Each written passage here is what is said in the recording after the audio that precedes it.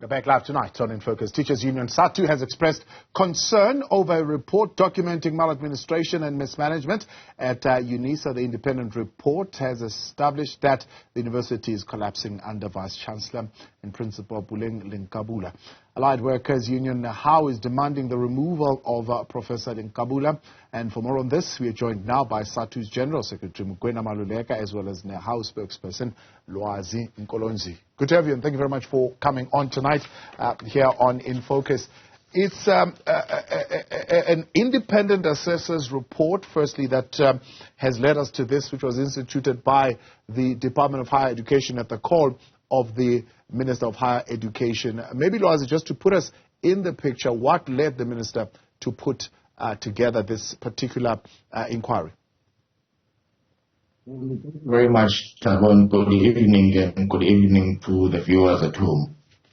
Firstly, we as Nehawu last year, early in 2002, embarked on lunch hour demonstrations at Unisa. After the Vice-Chancellor and the management of Unisa had undermined collective bargaining, they had unilaterally implemented salary adjustments of a handful of staff members outside the platform that does and deals with collective bargaining and the bargaining issues at Unisa, which is the Unisa bargaining forum space. We subsequently, after embarking on those demonstrations, embarked on a protected strike at Unisa. Amongst other issues, we were calling for proper governance at Unisa because we had noted that governance had collapsed at Unisa. There was a victimization of staff at Unisa. The student morale at Unisa had collapsed. And also what was transpiring at the institution was actually bringing the institution on its knees. We were witnessing issues of maladministration, financial irregularities that were happening at Unisa, and the mismanagement of public resources at Unisa. And all of these things were happening under the watch and the eye of the Vice-Chancellor. And hence, as Nehawu, we then called on the Council to intervene. And we noted that the Council is actually not doing anything, and we subsequently elevated the matter to the Minister of Higher Education, Dr. Nzimande, which ultimately led to the appointment of the independent assessor. Right. Now, Mugwena, what I am seeing coming out as debate here, and yourself being one who represents workers, particularly in the education space, is that one, the Vice-Chancellor is being made to be the fall guy here, once again, picking on a black woman academic on matters that really have got no bearing on her in particular, at least those who are speaking on her defense. Well, what is your take as Sadtu? Good evening, Maluleke, and good evening, Lwazi, and your viewers at home. Look, our take on this particular matter, it is that since 2016, it's reported that there have always been some problems at the level of the university. And we must say that this is a national asset. It is one of those universities that basically is more affordable, more accessible, and aspirant educators are registered to study there, and serving educators are also registered to improve their qualification. In the advent of us trying to improve the quality of education in our schools, the early childhood development qualification, or the practitioners, they need to improve their qualification. And the only option that we have has always been our hope is with Unisa. So it can be that the Vice-Chancellor supporters are saying that she is made a fall guy here, because the report states very clear that there have always been problems between the Vice-Chancellor and the registrar. And that there have been problems around even the advertisement of this particular position of the Vice-Chancellor against the advice of the Minister of Higher Education, who had advised the Council to delay, to the extent that when they did not delay, the advertisement, they advertised the post with really ambiguous requirements to the extent that no one was qualified or in terms of those particular requirements, but they had proceeded as a council to appoint the vice-chancellor. So there are problems, and we cannot run away from the problems. The report states very clear that the management and the council are trying to point fingers to this one and that one, but they are living in a world of denial. And once you have a council that has blurred the lines between the council's governance as well as management, that is a disaster in itself, because they are going to be protecting each other, because then there is no duty of care, there is no competence that is displayed by the council, so that they can hold the management to account. I mean, you cannot have a situation where reports are different that are submitted by the registrar and those that are submitted by the vice-chancellor to the council, and the council says nothing wrong about that. Obviously, it is because the lines of governance and that of management have been blurred, and therefore there is friendship, there's protecting of each other. So here the students are suffering, here the workers are suffering. I mean, doing away with about 332 vacancies in favor of few vacancies that are only going to support the empire of the vice-chancellor cannot bode well for those who are defending these particular maladministration, corruption, and inefficiency that we see. We believe that we need to really save the reputation and the good name of this university. This is the only university that is named after our country, South Africa, and is a continental monument. And therefore, we have got to stand and say that the minister must act. So Lwazi, your statement are calling for the removal of the vice-chancellor and the restoration of proper governance. One, the first argument that is being raised is that you are prematurely making that call, having not seen a response, at least from the university, on this particular report. But two, the responsibility, for example, of failures in procurement are things that should not necessarily be put on the vice-chancellor. They should be put on the council. Things that have got to do with supply chain management, not things that are done by the vice-chancellor. And certainly saying that the process itself has not also been entirely independent, because others are pointing a finger at the assessor, saying this is a person who has direct interest in this particular university and has maintained relations with some of the senior officials there. Just address those three areas. How would, as Nehawu, you would address those? Let's just also further clarify something. Independent assessor's report is not the first report that actually highlights and lays bare the maladministration and corruption at Unisa and the issues of a collapse of governance at Unisa. There was a report that was commissioned by the council to investigate the procurement of laptops worth more than 55 million. That report was done by an independent company, and they subsequently submitted to the council.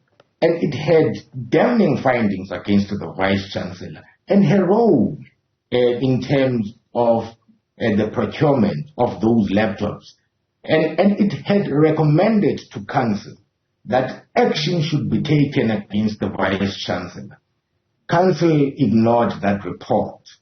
Up until now, currently, where there is this report by the independent assessor, and the independent assessor actually goes and makes findings against the vice-chancellor, and also against the council itself, in that they did not oversee the university in terms of what they were actually meant to do. And we cannot then, at this moment, say that we are actually jumping the gun when there's a recommendation, one, that the university must be put under administration. It's not Nehawu, it's the independent assessor. After having received all the information and at his disposal, he comes to a recommendation that the institution should be placed under administration. And then management as well should be removed at Unisa. You cannot continue with this management that has collapsed governance at Unisa. There's issues of maladministration, there's issues of corruption at Unisa, and also undermining collective bargaining. I mean, the vice-chancellor demonstrated to us that she does not respect one of the most important stakeholders in that institution, which is Nehawu and workers, by dismissing our office bearers without following the Labor Relations Act.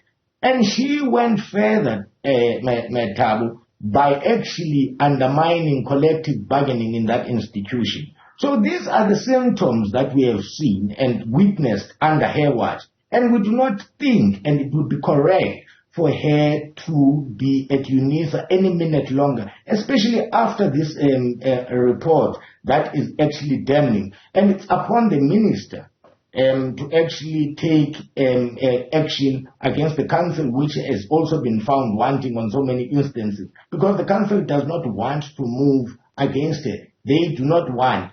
This is the second report at their disposal, where it actually highlights to them what the vice-chancellor has actually done in terms of collapsing governance at Unisa, maladministration and others. So that's why we're saying that the vice-chancellor and the council should be removed from Unisa so that we can restore Unisa to its former glory and have proper governance and administration at Unisa for the benefit of students, workers, and the entire society, so that Unisa can do what it's meant to do, be a center of knowledge production. That's all Unisa is supposed to be doing. But at this moment, we're not going to have that with this current management and leadership at Unisa, unfortunately, under the vice-chancellor at the moment.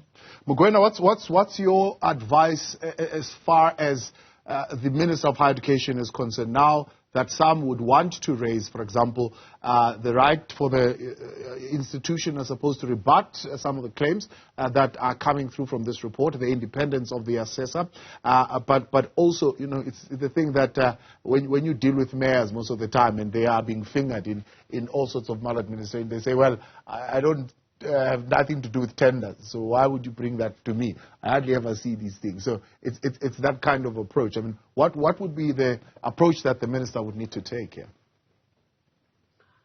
Well, Lule, the minister has got to look at the findings and the recommendations, and they're very, very clear.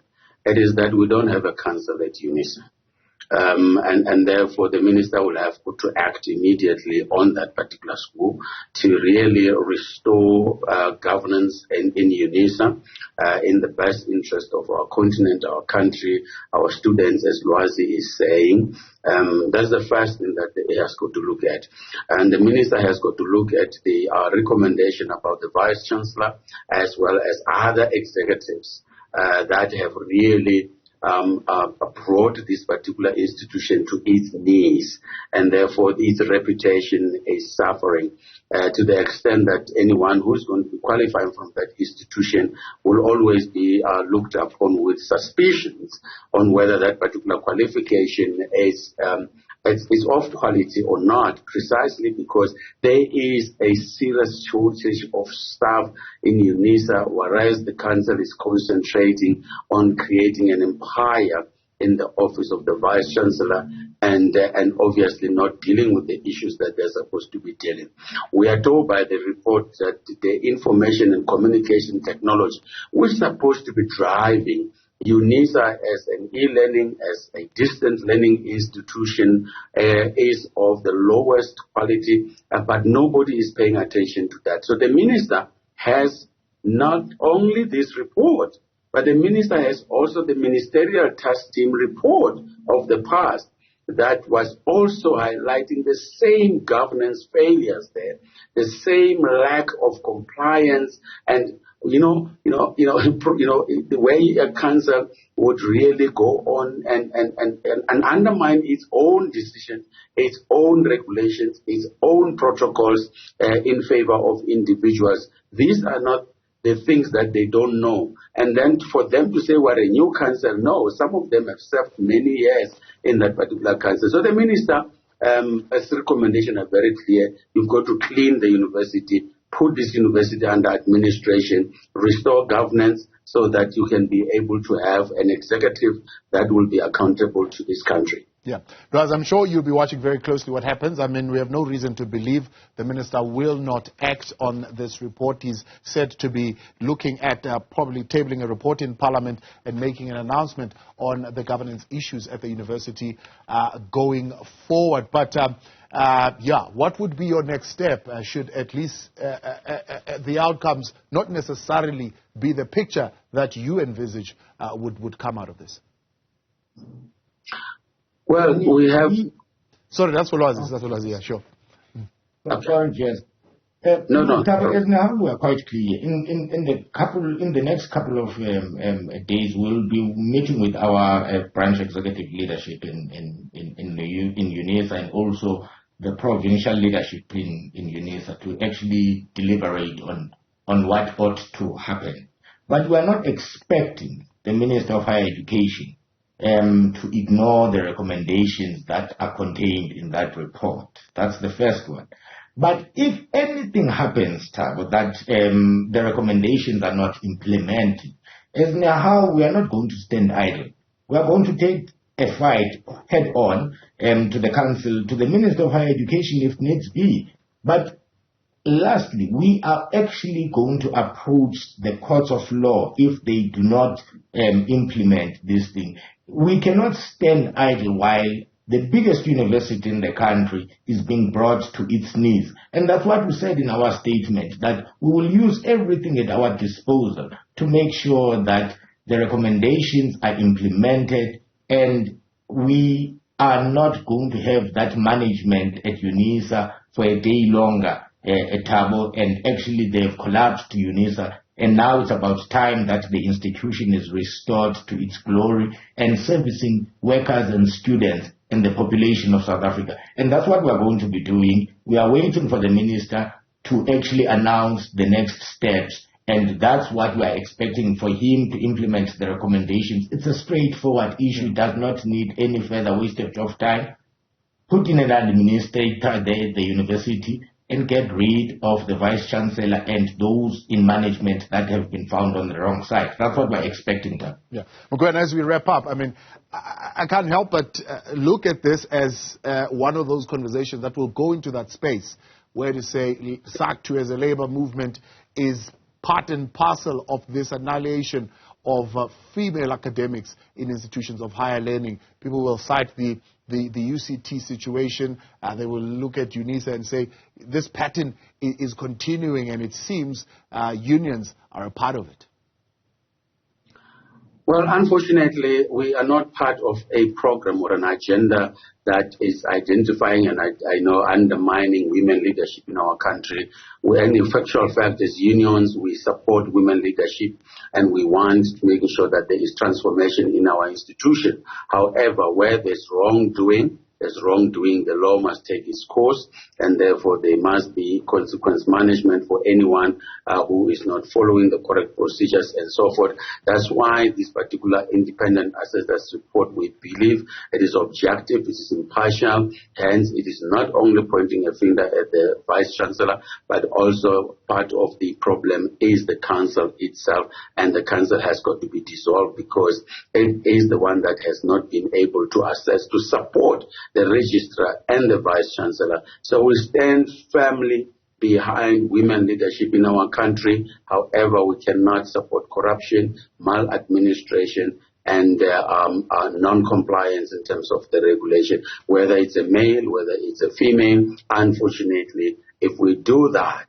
we'll be complicit, and our children are going to blame us in future when these institutions in our country, one by one, are really being brought to their knees.